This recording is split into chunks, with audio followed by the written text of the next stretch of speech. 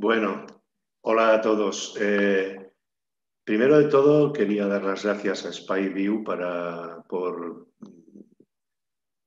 plantearme ofrecerme la posibilidad de compartir con vosotros algo de mi experiencia como terapeuta, como discípulo, en el proceso que he seguido en mi vida de crecimiento personal. Cuando Diego me planteó bueno, sobre qué iba a hablar, sí que tenía un interés de alguna manera en relacionar lo que es la terapia y el trabajo espiritual. Yo entiendo que es algo que no está separado, no es necesario hacer las dos cosas, pero sí que creo que de alguna manera para algunas personas puede tener una continuidad. Y entonces me puse a plantearme cuál había sido mi proceso, que empezó por la terapia, empezó por la pura necesidad de ver mi propia locura y necesitar la ayuda. Y al ver eso me di cuenta de que, bueno, algo que a veces que es muy, vamos, que era tan evidente para mí que ni me había dado cuenta específicamente, ¿no? Que es que en la Escuela del Esser, que es de donde vengo, se dio un proceso donde las dos personas que eran los directores, que eran mis terapeutas, Xavier Puigdevall y Ampar Fresquet, primero fueron mis terapeutas, luego fueron mis formadores. Esto es bastante habitual. Cuando uno se forma como terapeuta es fácil, si el propio terapeuta es formador también, es fácil que se dé. Esto no es tan extraño. Pero luego ya al cabo de unos años se convirtieron en mis maestros. Y entonces lo que me movió es decir, bueno, ¿qué es lo importante? ¿Qué es lo importante en este proceso? Y tiene que ver con la relación. Tiene que ver con dos formas de relación que tienen puntos en común,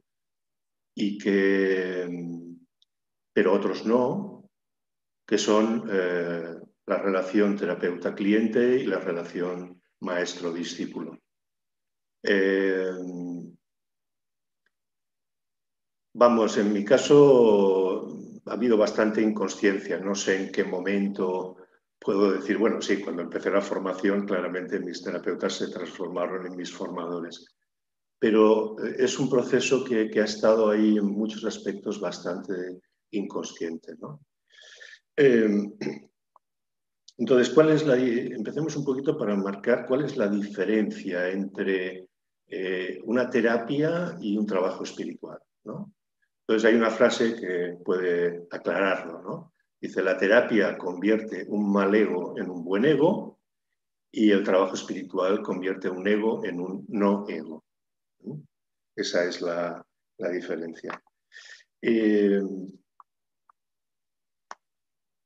A ver. Ahora me he quedado así bloqueado. Bueno, si empezamos por la primera, empezamos por lo más básico, ¿no? ¿Qué hace que una persona vaya a terapia? Yo cuando alguien llega a terapia, lo primero que le pregunto es eso, ¿por qué viene? Y le remarco sobre todo que sea consciente de la necesidad. Viene porque lo necesita.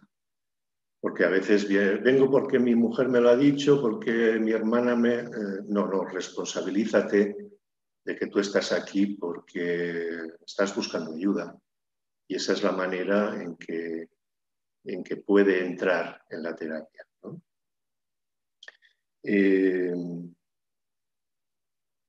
Cuando el cliente llega, claro, lo que sana no es tanto ni los conocimientos técnicos que tenemos, los cursos que hayamos hecho, las técnicas que utilicemos, no es tanto eso, ¿no? Lo que sana realmente es la relación, es el vínculo entre el terapeuta y el cliente. Porque lo que está dañado es el vínculo primigenio, el primer vínculo con los padres. Entonces, es ese vínculo entre el terapeuta y el cliente lo que realmente ayuda a la persona, ¿no? En mi caso, después de tiempo de terapia, me vino como un pensamiento, ¿no? Es decir, si este hombre me ama, me quiere mi bienestar, lleva tanto tiempo conmigo y siento un amor incondicional, quizá es que yo soy digno de amor. Y eso me hizo cambiar, ¿no? Me hizo empezar, creo, empezar un poco a quererme a mí mismo, por esa, bueno, porque realmente si sufrimos es porque no nos queremos. Entonces, cuando el cliente llega a la terapia, lo que hace, o sea, lo que se trata un poco es de ver cómo esa relación puede ser sanadora, ¿no? El cliente proyecta. Primero de todo, esto también los terapeutas lo sabéis, lo que buscamos es que el cliente cree la transferencia con nosotros, transfiera. Y eso tiene mucho que ver también con proyectar en nosotros como terapeutas pues esa figura de un padre o una madre amorosos que les puede ayudar y acompañar en este camino y acompañar sobre todo en el dolor que sienten, ¿no? Que no se sientan solos en ese dolor. Eso va, como ya sabéis, con dos elementos, ¿no? Hay el apoyo a lo positivo, pero también hay la frustración de lo negativo. Si no, no hay crecimiento para la persona. En una ocasión tenía una mujer en terapia y vino su pareja. Y el hombre venía claramente a ver qué están haciendo aquí, de qué están hablando. Y me hizo un comentario que me llamó mucho la atención, ¿no? Me dijo, ahora entiendo lo que me dice mi pareja, ¿no? Me dio, no sé, me dio a pensar que lo que estábamos haciendo era realmente lo que hacemos es sustituir, digamos, ¿no? Una manera de hacer que no es amorosa por una visión, por una forma de pensar y una forma de sentir que sí, ¿no? Nosotros recibimos de los padres, recibimos cosas buenas y cosas malas, ¿no? Las cosas positivas forman parte de nosotros, las integramos en nosotros. Son los aspectos negativos los que se quedan como unas partes nuestras poco amorosas. En la carrera, yo hice la carrera después de la formación y realmente, bueno, no es que aprendiera mucho porque ya la formación en Gestalt y la formación que había recibido de mis terapeutas era de una buena cualidad, ¿no? De una gran calidad. Pero hay una cosa que sí que me llamó la atención y es que hay un momento que los niños pequeños, hay un periodo que suele ser muy breve, que hablan en voz alta consigo mismos y que lo que hacen es, de alguna manera, están estableciendo una conversación en voz alta entre entre el padre, la madre y el niño. Son, por ejemplo, esos niños que a veces castigan a la muñeca, ¿no? La ponen contra la pared, no te has portado bien y te castigo contra la pared. Ahí aparece la voz del padre o de la madre, depende. De alguna manera, esa conversación, ese diálogo en voz alta, que ya os digo, es un periodo muy pequeño de tiempo, se convierte en silencioso y es la manera, queda, digamos, dentro de la persona, queda en ese diálogo interior que tenemos constantemente con nosotros mismos. Y eso es lo que miramos de limpiar, ¿no? Bueno, como en toda relación, digo, la relación es buena o la relación es sanadora para el cliente cuando el cliente ve al terapeuta, porque como el cliente está proyectando en el terapeuta todas sus historias con sus figuras paternas, no ve al terapeuta como una persona. Eso nos pasa también a nosotros como personas con nuestros padres. La figura o el papel que hacen de padre o de madre nos impide ver a los padres como seres humanos, como personas, más allá del papel que han tenido en nuestra vida. Y esa forma parte del proceso de curación. Y se trata de respetar a los padres. Cuando digo respetar, me refiero a no querer cambiarlos, a no querer que sean de otra manera. Bueno, entonces, ¿cuál es el trabajo? Bueno, voy a comentar un par de aspectos de la parte del terapeuta, ¿no? El trabajo o la cualidad principal que el terapeuta pone en juego en la relación con el cliente es la empatía. Realmente sin empatía no podemos ayudar porque no acompañamos, no somos sensibles. Es muy diferente la empatía a sentir pena. Cuando sentimos pena por el otro, nos ponemos por encima. Cuando sentimos empatía, de alguna manera también podemos hablar de compasión. Lo que le estamos transmitiendo a la otra persona es que nosotros también sabemos de ese dolor. Al fin y al cabo, los terapeutas somos terapeutas, yo creo, porque somos conscientes de nuestra herida. Y por eso podemos acompañar. Una vez Ampar me comentó que los terapeutas somos personas que nos hemos sentido muy solos y que eso hace que nos dediquemos a acompañar a otros porque sabemos de esa soledad, ¿no? Entonces el terapeuta, si está desconectado de su propia herida, de su propia sensibilidad, no puede acompañar a la persona en su curación, en su sanación.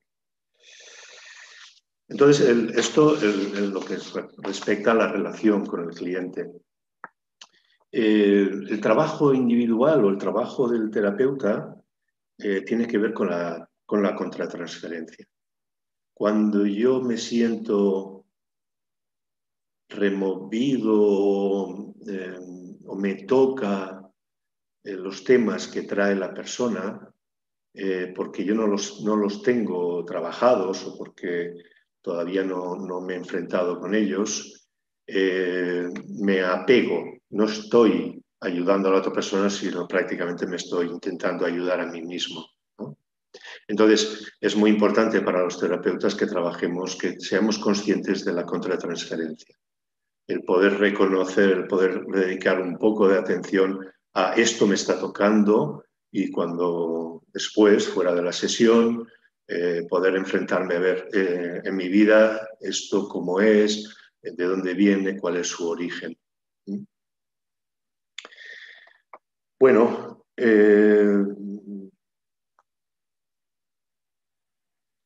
sí, en realidad lo que estamos hablando es de algo más general, ¿no? Cómo tener una relación, cómo ver al otro y verme a mí mismo, cómo establecer un vínculo, ese vínculo que establecemos, ¿no? No sé dónde le leía a un terapeuta que decía que cuando a él le enviaban, sí, ahora me ha entrado, perdón, me ha entrado el susto, pensaba que no lo había empezado a grabar.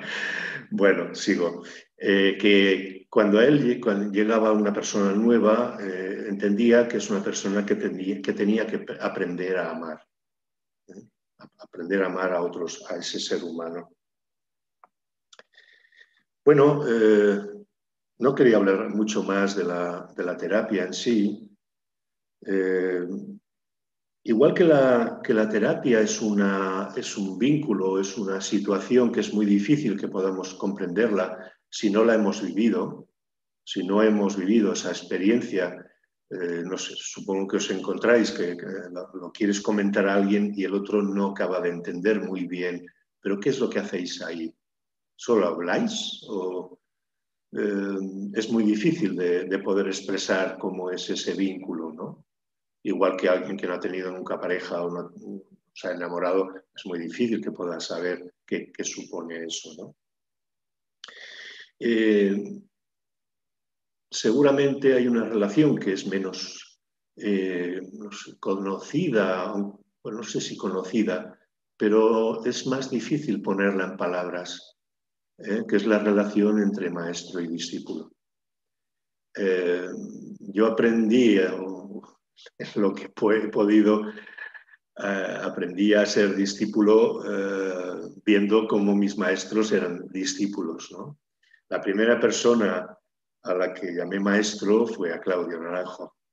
Pero realmente no os puedo decir cómo llegó a eso. Solamente un día me di cuenta que tenía ese vínculo con él. Si al principio era una persona muy reconocida en el ámbito de la Gestalt y podía ir a hacer con él los SATs y otros trabajos terapéuticos, llegó un momento que me di cuenta que todo eso era como algo que estaba en la superficie, ¿no? En realidad había ese vínculo amoroso con él de reconocimiento como maestro. Dicen que el maestro aparece cuando el discípulo está preparado. De alguna manera esa figura exterior no es más que un reflejo del maestro interior. Igual que creo que podemos decir que el terapeuta exterior no es más que un reflejo del terapeuta interior. Lo que hacemos en terapia es ayudar a que la persona construya o fortalezca, como queráis llamarle, esa figura. No que dependa de nosotros toda la vida, sino que aprenda a que haya una parte de él que represente esa figura amorosa consigo misma, que aprenda a aceptarse, a reconocerse, que aprenda a ponerse límites. Entonces, a nivel de la relación maestro-discípulo, también pasa eso. Reconozco o encuentro al maestro fuera, o puedo reconocer, lo que os cuento que me pasó con Claudio, puedo reconocer al maestro exterior porque hay un maestro interior. Hay un maestro ahí, esa figura que está apareciendo o creciendo, como queráis llamarle, ¿no? Me dio que pensar, ya sabéis que los gestaltistas trabajamos los sueños como que todos los elementos del sueño son partes nuestras. Entonces, cuando empiezas a soñar con el maestro, claro, dices, no es Claudio. Claudio es una representación, es una encarnación o es poner en el mundo exterior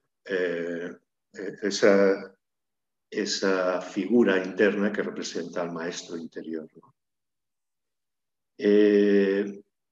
Claro, no todo el mundo hace el proceso ese de pasar de la terapia o de la relación con un terapeuta a una relación con un maestro. Y volvemos a lo mismo que de la terapia. Realmente es por necesidad. No me era suficiente. Yo me veía todavía muy loco. Sí que quería comentar una cosa también, que yo como cliente fui un cliente muy difícil. Pasada una primera etapa de enamoramiento con el terapeuta y de descubrimiento de muchas cosas y tal, pasé a una etapa de transferencia negativa y yo me pasaba sesiones callado, pero lleno de resentimiento. Cuando os decía antes que sentía el amor de mi terapeuta, os puedo asegurar que no son palabras vacías. Realmente tuvo una paciencia conmigo, una paciencia porque los que sois terapeutas sabéis que esa es una de las situaciones más farragosas o difíciles o molestas, ¿no? de una terapia, ¿no? Cuando el cliente se encierra para adentro y se queda allí, bueno, ya os digo, una paciencia infinita conmigo. Si él tuvo esa paciencia conmigo, quizá puedo yo aprender a tener un poco de paciencia también conmigo mismo. Bueno, como os decía la frase al principio, ¿no? Bueno, os decía ahora, ¿no? Es una necesidad. Ya no es... no me he metido en esto porque, no sé, yo nunca he sido un gran meditador, ni más bien soy muy desidealizador, con lo cual no... Y bueno, que seguí en ese camino sin tampoco saber exactamente en qué momento se convirtió Xavier Puigdevall y Ampar Fresquet se convirtieron en mis maestros. Primero fue Ampar, ahí sí, y luego ha sido Xavier hace ya bastantes años, ¿no?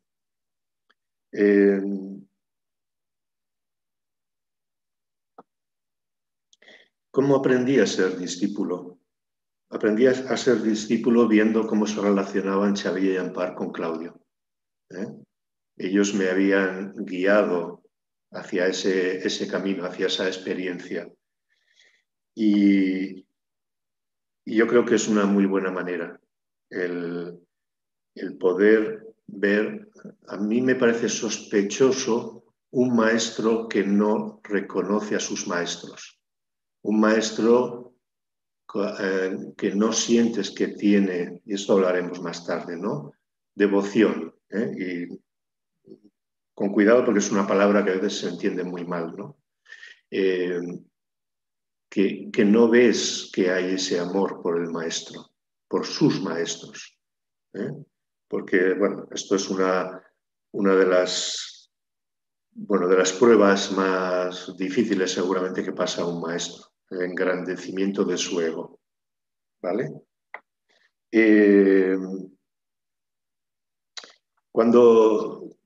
Claro, cada persona se acerca a la espiritualidad con unas ideas prefijadas.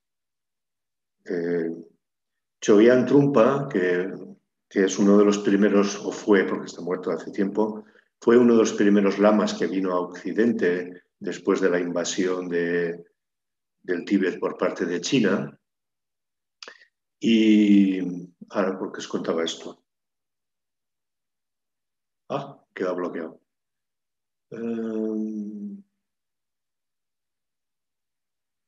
Sí, retomo la... Después de hacer un retiro, salió con una idea muy interesante, muy clarificadora, que él llamaba el materialismo espiritual. Nos acercamos, sobre todo al principio, a la espiritualidad con unas ideas prefijadas. Queremos conseguir cosas. Me siento a meditar porque quiero conseguir la calma mental. Quiero tener estados o comprensiones elevadas que de alguna manera es como querer sentirse un elegido, el elegido, el que vive experiencias que están por encima de las experiencias mundanas. Y todas esas ideas las proyectamos en el maestro. El maestro las tiene y nosotros las queremos. Y entonces, en muchas ocasiones ponemos al maestro, proyectamos, igual que pasa en la terapia, que el cliente proyecta a papá y mamá en el terapeuta, no es algo tan diferente, lo que pasa es que está puesto en otro terreno, en el terreno de la espiritualidad, que sería lo más elevado, ¿no?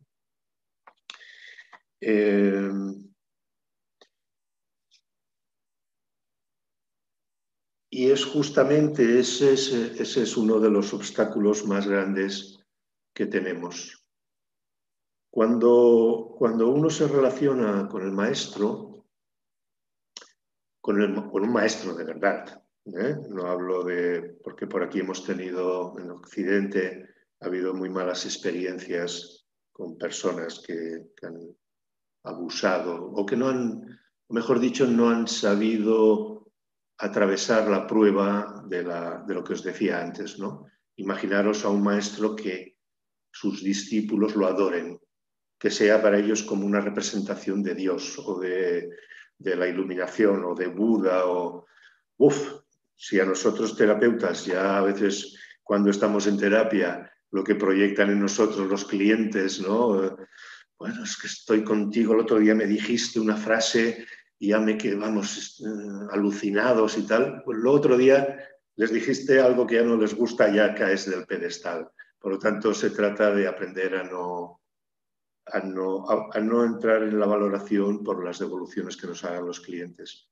Pues eso, elevarlo a todo un montón de gente que proyecta en la persona, que proyecta en el maestro todas esas características que son supremas, ¿no? Claro, la relación con el maestro, el primer paso, y aquí ya hablamos de una relación auténtica, el primer paso o la actitud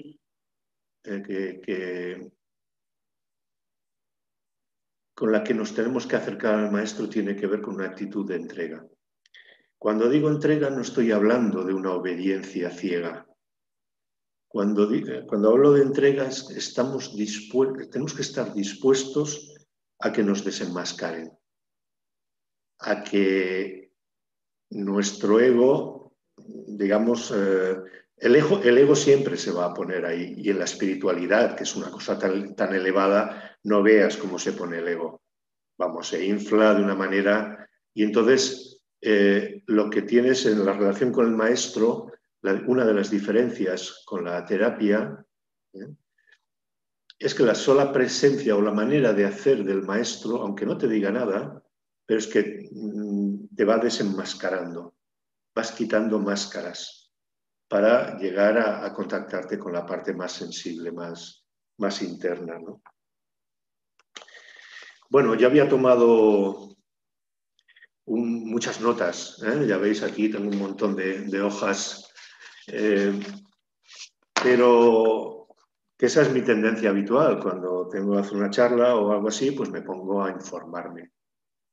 Pero me daba cuenta que eso no era útil, que hablar solamente por lo que he podido leer no es, vamos, no sirve, ¿no?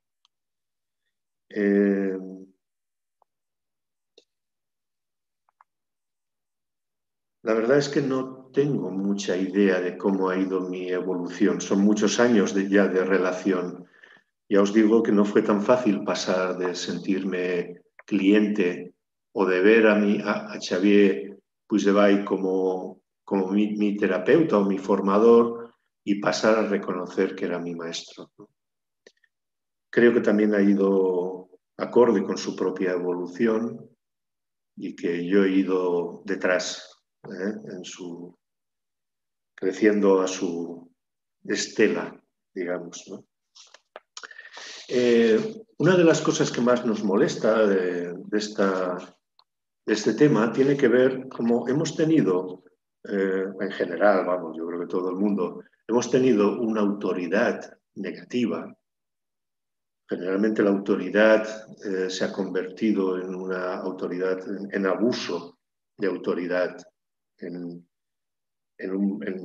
una mala utilización del poder.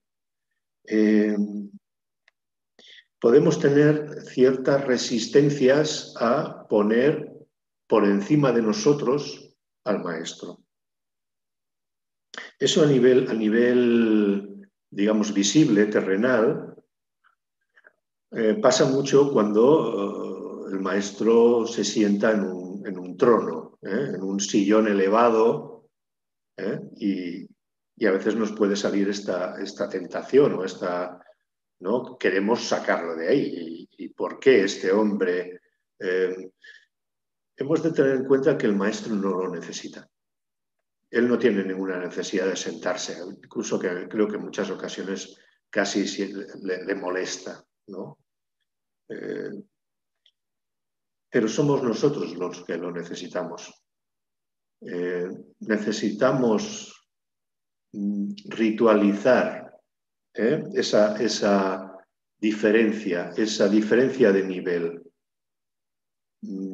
Necesitamos hacerla visible.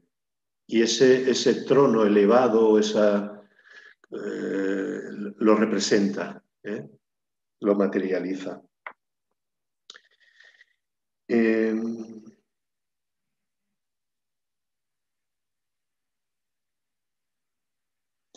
Un pequeño comentario dice, son un par de frases de Claudio. El tema es que el yo no se puede entregar.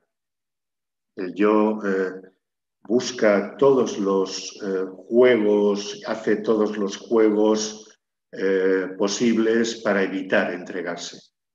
Son las resistencias que también, como sabéis los terapeutas, cualquier persona tiene al cambio, ¿no? Comentarios de clientes de es que tengo miedo de volver a lo de antes. Bueno, lo que tienes es ganas, es el ego que está allí diciendo cada vez que hay un intento de cambio, el ego quiere tirar para atrás, el ego no suelta el control.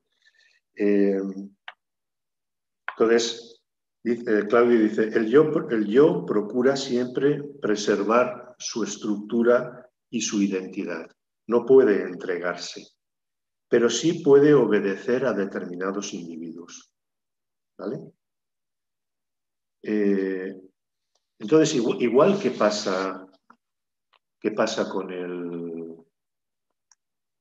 igual que pasa en la terapia, ¿no? Que proyectamos, también pasa con el maestro. Proyectamos en él todas esas cualidades. Sabéis que la proyección es poner fuera lo que tenemos dentro. Por lo tanto, quiere decir que son cualidades que nosotros tenemos, pero que no las reconocemos. Que no... sí, que claro, cuesta su trabajo. Y aquí quería introducir también una idea. Normalmente en todas las religiones, o en todos los caminos espirituales, ya para no hablar de religión, durante mucho tiempo al principio hacen hay todo un trabajo de purificación, de limpieza. Por ejemplo, en el budismo se hacen 100.000 postraciones, 100.000 postraciones, es lo que se pone así y luego se estira en el suelo. Luego se hacen 100.000 recitaciones de mantras. Cada mantra son 108, cada mantra no, de cada mala.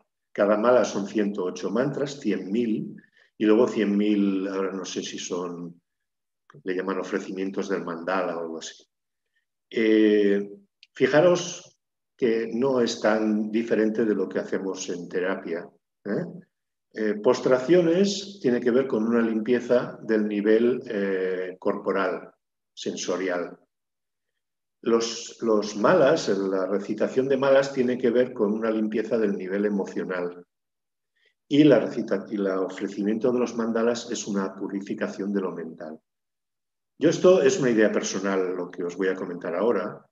Yo creo que la terapia, de alguna manera, no sé si totalmente o en una buena parte, pero creo que hace ese trabajo de purificación.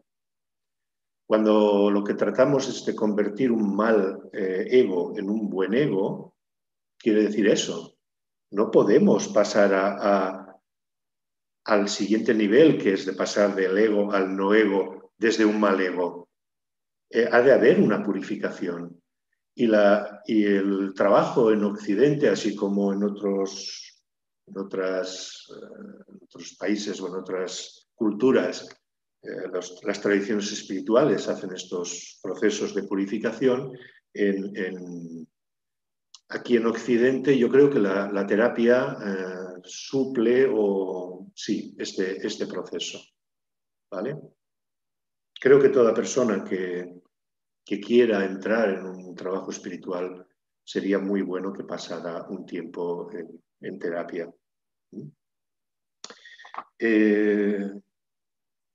¿Por qué queremos convertir un ego en un no ego? Básicamente porque el ego es, ya lo sabéis, es la fuente del sufrimiento. El ego, a mí me gusta llamarlo el pequeño yo, porque a veces el ego lo tenemos asociado con sentirnos grandes, ¿no?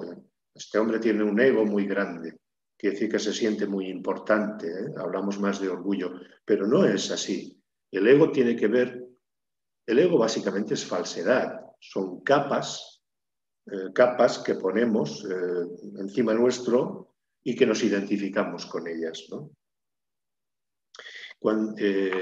Entonces el ego lo que hace es, digamos, que una parte de nosotros coge el dominio de toda la persona, ¿no? Y nosotros somos algo mucho mayor o mucho más amplio, como le queráis llamar, más que nuestro ego. Entonces la expresión pequeño yo a mí me parece más clarificadora, porque sufrir mucho o quedarse uno muy enganchado en el sufrimiento y que mal lo paso, también es un ego, y puede ser un ego tan o más grande que el otro, ¿no?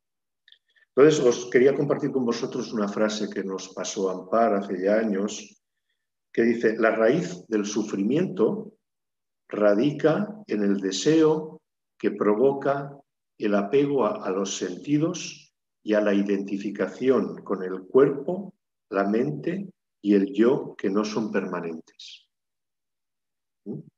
Nosotros nos identificamos. Yo soy quién. Yo soy esa voz con la que estoy hablando, con la que estoy permanentemente en diálogo.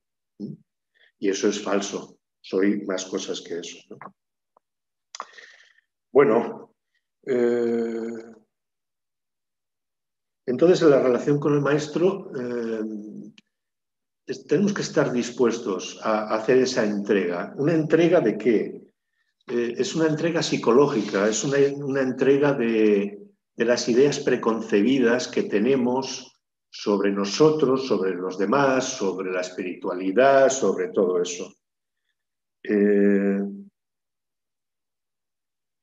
También otra trampa de la espiritualidad es ponernos muy espirituales.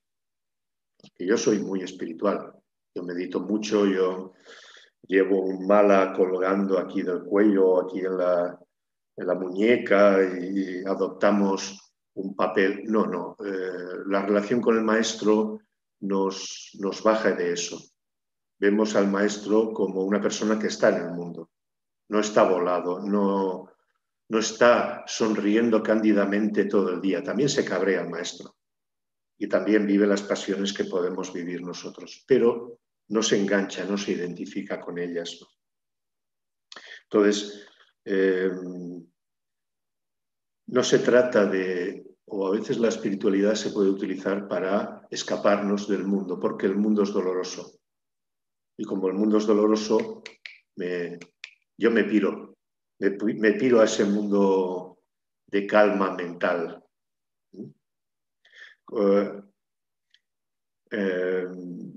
A mí me pasaba antes que meditaba por la mañana y salía de la meditación y ya estoy en paz, en calma. Y entonces bajábamos con Teresa a Barcelona a trabajar, entonces me decía algo y ¡uah!, me salía un cabreo. Y digo, vaya, ¿dónde está tu paz?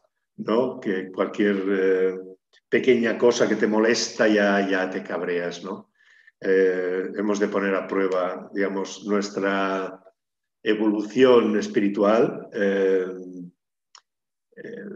la ponemos a prueba. Como dice, no sé quién lo decía, es una frase por ahí, decía: ¿quieres saber cuál es tu nivel espiritual?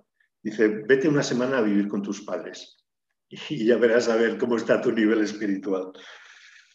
Bueno, todo este proceso, al principio sobre todo, todas estas ideas que llevamos o que ponemos en esa relación con el maestro, claro, llevan una desilusión.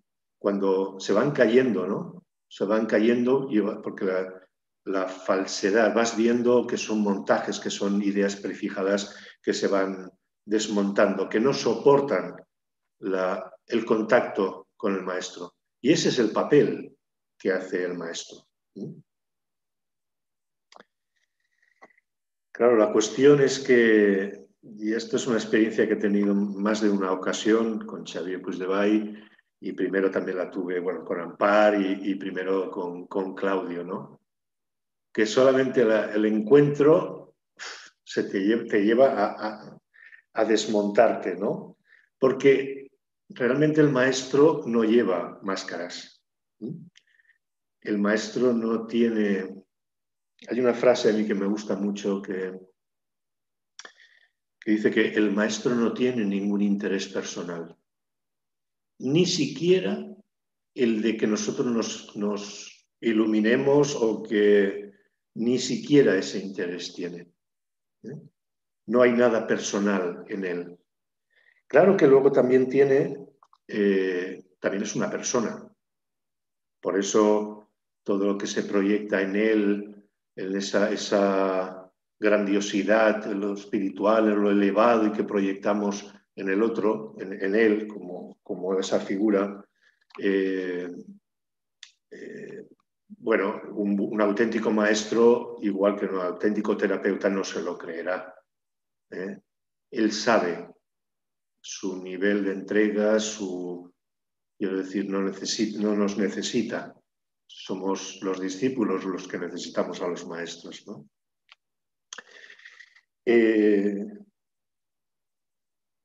la relación con el maestro, claro, hay como hacemos lo posible por estar muy cerca, por sentirnos de alguna manera escogidos, ¿no? Pero estar muy cerca del maestro quema.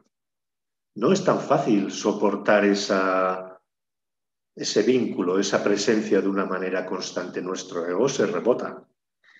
Y entonces muchas veces lo que vivimos nos acercamos mucho, pero luego, esto es muy incómodo. La presencia del maestro quema, entonces nos alejamos, pero si nos alejamos mucho, entonces sentimos frío. Encontrar un poco ese punto, ¿no? De estar lo suficientemente cerca, pero no tan cerca como para quemarte, ni tan lejos como para no sentir su calor, ¿no?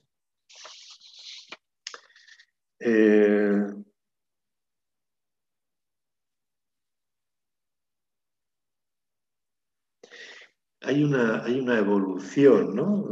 Yo sigo un poco con el planteamiento que os hacía, que es mi experiencia y la de muchos compañeros de la Escuela de Besser también, ¿no? Que hemos tenido primero terapeutas, profesores y maestros, ¿no? Yo creo que hay unas cualidades que se dan, ¿no? Por ejemplo, en la terapia, con el terapeuta, el cliente lo que desarrolla es la confianza. Un cliente no se abre Yo creo que todos los clientes, y nosotros también cuando hemos sido clientes, hemos puesto a prueba al terapeuta. No de una manera consciente o no yendo a buscar allí, algunos sí, ¿no? Pero no yéndole a buscar a ver dónde está el defecto, a ver si le pillo, sino sencillamente porque una persona no se abre, no comparte con nosotros los aspectos más dolorosos si no confía. Por lo tanto, primero el cliente lo que pone es la confianza, ¿no? Luego esa confianza se transforma en fe. No digo ya con un terapeuta, en fe un poco en uno mismo. Confianza significa con fe. Fe en que la vida, digamos, es buena, ¿no? Que las cosas difíciles que nos pasan son para aprender, son para crecer, ¿no? Y luego esa fe se transforma en la relación con el maestro en devoción. Entonces, devoción, ya os decía antes, no quiere decir una actitud de obediencia ciega. Devoción no es incluso ni por el maestro en sí, sino porque él representa algo que va más allá. Él encarna algo que va más allá de su propio carácter, de su propia...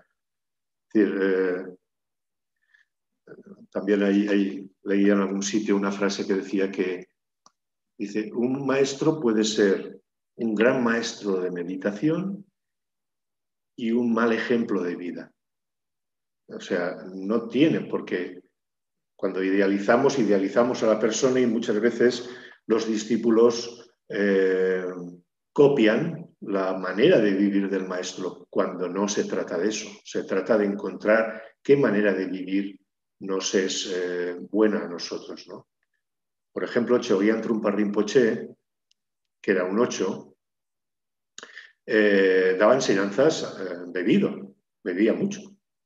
Se acostaba con todos sus hombres y mujeres, con sus discípulos. Era una manera de transmitir, era la suya. Luego los discípulos que también han bebido como el maestro le preguntaron a otro lama sobre este hecho, ¿no? Y decía, para beber como Chögyam Trungpa has de tener la mente de Chögyam Trungpa. A mí me gusta mucho una anécdota, no sé si conocéis a Pema Chodron. Pema Chodron fue una de las primeras discípulas occidentales de Chögyam Trungpa y tiene un libro que es muy conocido que se llama Cuando todo se derrumba. Y llevaba poco tiempo aquí en Occidente Chögyam Trungpa y tuvo un encuentro a solas con Pema Chodron. Y entonces empezó no sé exactamente, pero empezó a lanzarse sexualmente hacia la Pema. Y la Pema, ni corta ni perezosa, le pegó un pisotón. El Chögyam Trungpa iba descalzo, le pegó un pisotón, el otro ya entendió claramente el mensaje, es decir, por aquí no va, y Pema Chodron continuó siendo el resto de la vida de Chögyam Trungpa una de sus principales, por no decir la principal discípula que tuvo. Por lo tanto, hemos de tener en cuenta eso. O, por ejemplo, un ejemplo más, digamos, más sencillo. A un maestro que había nacido en Tíbet, una pareja que iba a tener un hijo, le preguntaron qué tenían que hacer cuando viniera el momento del parto. Y el maestro, pues, les explicó qué es lo que hacían en Tíbet. Bueno, el caso es que vino el niño y casi se muere la madre. Quiero decir, un maestro puede ser una figura, puede ser un buen ejemplo o una buena referencia a nivel de trabajo con el ego, pero no tenemos por qué copiar su manera de vivir, ¿vale? Entonces, hacia arriba, digamos, el camino espiritual es un camino en el que vamos solos, vamos en fila. No vamos con compañía a los lados. Es un camino en un cierto aspecto en soledad. Y entonces tenemos gente por delante y gente por detrás. Siempre tenemos. Evidentemente el maestro está por delante y cuanto más adelante mejor para nosotros. Y ese es el sentimiento de devoción. El sentimiento de devoción tiene que ver con el amor a algo más grande que nosotros mismos, que lo encarna el maestro, pero ya os digo, no específicamente en la personalidad o el carácter del maestro, sino ese aspecto de trascendencia que el maestro representa como reflejo de nuestro maestro interior. Entonces, hacia arriba, devoción. Hacia abajo, compasión. La compasión también nos incluye a nosotros.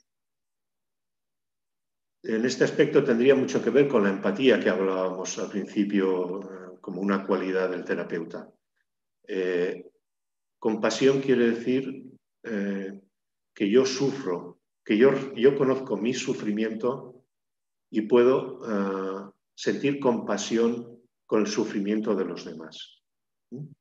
Son las dos emociones, no sé cómo llamarlo, las dos características que que se trabaja en el camino espiritual.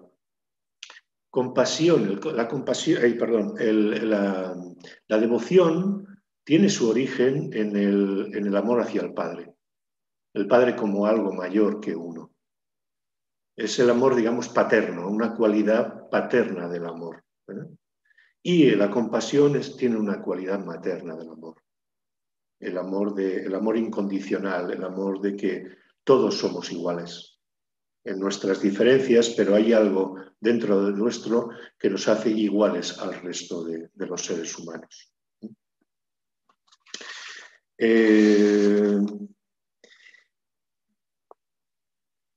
Quería acabar con comentar que el trabajo que hacemos en terapia con los padres,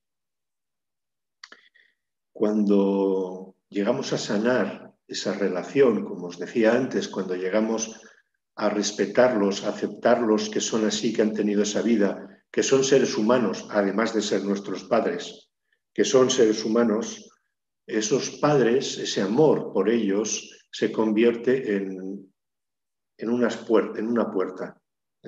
Y esa puerta, cuando se abre, es lo que os comentaba. El amor por el padre se convierte en devoción, el amor por la madre se convierte en compasión. Y quería acabar hablándoos, porque yo he venido a hablar de mi libro, a hablaros del proyecto de mi maestro, que es la Asociación Bodhicitta. La asociación Bodhicitta es una palabra sánscrita que se escribe B-O-D-I-C-I-T-T-A. B-O-D-H-I-C-I-T-T-A. La bodhicitta es un concepto del budismo que tiene que ver con el deseo de que todos los seres se vean libres del sufrimiento y de las causas del sufrimiento, incluidos nosotros. No es solamente por los demás, no, nosotros también somos seres humanos y estamos incluidos en ese deseo de dejar el sufrimiento. Y mi maestro ha montado esa asociación Bodhicitta, que es una ONG, digamos, una asociación de ayuda, de proyectos pequeños. A mí me llamó mucho la atención que uno de los proyectos era dar un dinero a una familia de Nepal para alimentarse y poder pasar ese año. Era una cantidad pequeña, ¿no? No sé, 100, 200 euros, no sé, algo así, ¿no? Y yo pensaba, pero esto es un proyecto, pero esto, ¿cómo la asociación dice que esto es un proyecto? Me pareció muy interesante, ¿no? Ese punto de la humildad no como un sentimiento de hacerse pequeño, no se trata de eso, sino como hacer las cosas pequeñas. No hace falta hacer grandes cosas, ¿no? Y yo os invito a que visitéis la web, que os hagáis socios. Realmente hay 3 cantidades para hacerse socio, que es 5 euros al mes, 10 euros o 20. No hay una diferencia de socios, no es que los de 20 sean socios preferentes y los de 5, allí nadie sabe qué aportación hace cada uno. Y además hay mucho material de enseñanzas de lamas, que hay un equipo de traductores del inglés que están traduciendo al español y al catalán también. Y bueno, digamos que mi manera de colaborar o no sé cómo llamarlo, de reconocer, ya no es mi proyecto, yo colaboro con el proyecto de mi maestro. Pero ese proyecto tampoco es de él. En el fondo también es el proyecto de sus maestros. No es solamente... Ahí es donde uno puede, lo que os decía antes, ¿no? Donde uno puede encontrar o puede reconocer, ¿no?, cómo mi maestro se relaciona con sus maestros. ¿Vale? Bueno, hasta aquí. Espero que os haya resultado Bueno, es hablar de un tema que yo os digo que es muy poco, hay muy poco, incluso hay muy poco escrito, ¿no? Y yo he intentado compartir un poco con vosotros los muchos años que llevo y mis batallitas como discípulo con los maestros que he tenido y a los que les tengo un agradecimiento infinito o enorme, o como queráis llamarlo. Bueno, un fuerte abrazo a todos. Hasta aquí hemos llegado. Nos vemos.